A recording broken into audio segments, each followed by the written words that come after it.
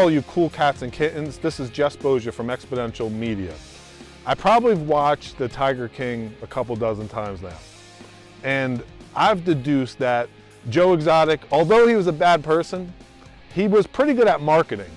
And here's the 5 things that you want to do if you want to market like Joe Exotic. Not be like him, but market like him. Number 1, you got to find your tiger.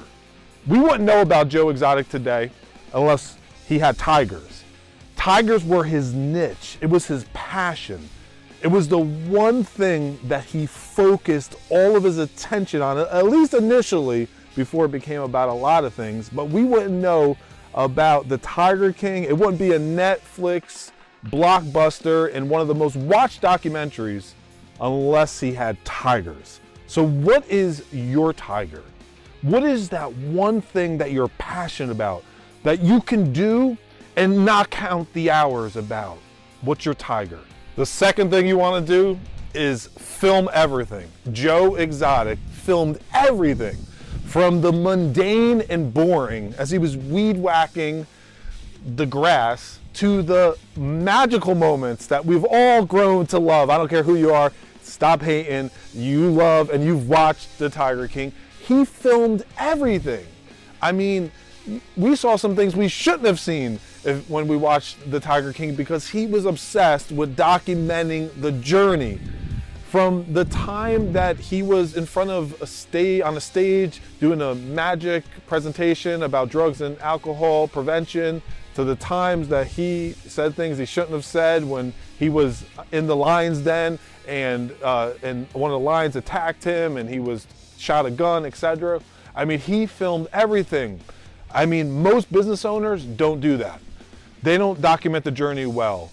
Joe Exotic is outdoing you, sir and ma'am. You need to learn to film everything because you never know when the mundane and boring is going to turn into the magical for you and be that piece of content that connects to somebody that becomes a customer or part of your audience, or somebody else sees it that then reaches out to you and creates an opportunity for you. Film everything. The third thing you want to do is you want to turn your business into a local brand. I mean, Joe Exotic had barbecue sauce. He made country music. I have one of his CDs. He was obsessed with turning his simple zoo into a worldwide brand. Now, he never imagined in a million years, probably, that it would become a worldwide phenomena, but it did, and he did have a vision for it.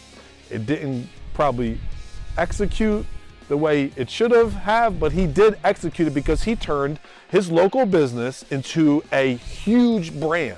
He was documenting the journey. He knew his tiger was something that everybody wanted. He made underwear, Joe Exotic underwear. You could get them, I think, on Amazon right now. He was obsessed with turning his local business into a brand. So he was talking about it. He was posting about it. He's still doing that to this day. If you go to his Instagram, his husband posted a picture, an Easter picture of them. He's obsessed with continuing to build his brand even from jail. Most business owners have the freedom of not being in jail, and they won't talk about what they do. They won't post about it. They won't have, video content flowing and streaming constantly. Joe Exotic had a TV station that only was shown to 80 people. That's what was told to us in the documentary. And now the whole world, in all countries, most of them know about Joe Exotic's brand. And it all started from a simple business that he was obsessed with, and he turned it into a worldwide brand. Why don't you do that? Why can't you be that in your community? The fourth thing you need to do is fight to protect your brand.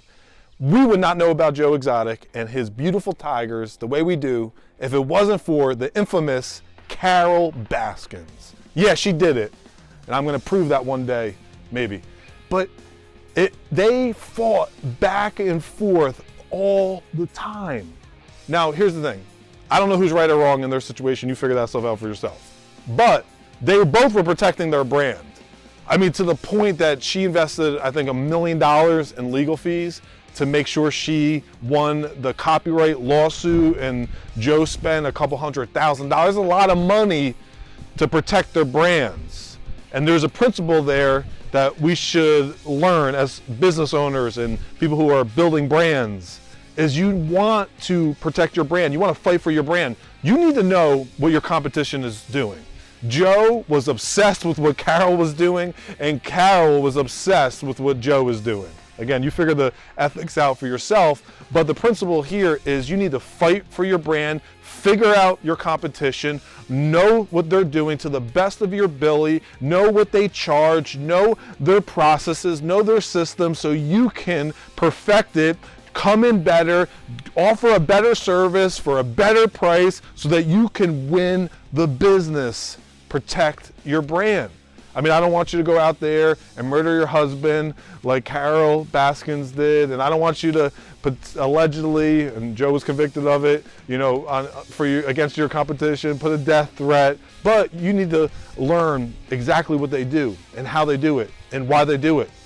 And as you do that, you're going to be able to protect your brand and perfect the processes and come in with a better product and service. So what are you doing today to protect your brand? What are you doing today to figure out your competition? The fifth way to market like the Tiger King is to pour sardine oil on it. I don't know about you, but one of my favorite scenes that's unforgettable in my mind is when Joe Exotic was in the den with the lions, and he was actually shooting a campaign video for, I don't know if he's running for president or governor at that time, but one of the lions just started to really get fascinated with his foot, to the point it took him down, and Joe went down for the count, and he pulled out his gun and had to shoot his gun, and he was cursing out the lion, and it was just a big mess, crazy situation and scene. And the thing about it that I like for us is that Carole went on to say, I don't know, if somebody wanted to kill you, they might pour sardine oil on your foot when you're in a lion's den. And that is such a good principle for business owners. What is your sardine oil? What is that value proposition that you offer that it's the hill you'll die on, it's the mountain you're climbing, and you're going to keep working to achieve that sardine oil offer? What's the value proposition of your business and of your brand and of your purpose and based on your why that attracts people to you? You got to figure it out, because once you do, you need to invest and go all in on whatever your sardine oil is. Invest your resources, your time, your energy. I mean, for me, that's offering as much value when it comes to creating marketing strategies, particularly social media strategies around different businesses and brands, executive directors and executives of businesses and business owners of all kinds and different leaders and community leaders. I'm obsessed with making sure that I can help somebody attract the biggest audience around their business and brand and help them be super generous with their products and offers so that they can build their audience and a customer base that can help them achieve their dreams. That's my sardine oil. What is yours? And those, my cool cats and kittens, are the 5 ways that you can build a brand like the Tiger King. Don't be like the Tiger King, but learn to market like the Tiger King, because you never know. Maybe your small idea in business can become a worldwide phenomenon.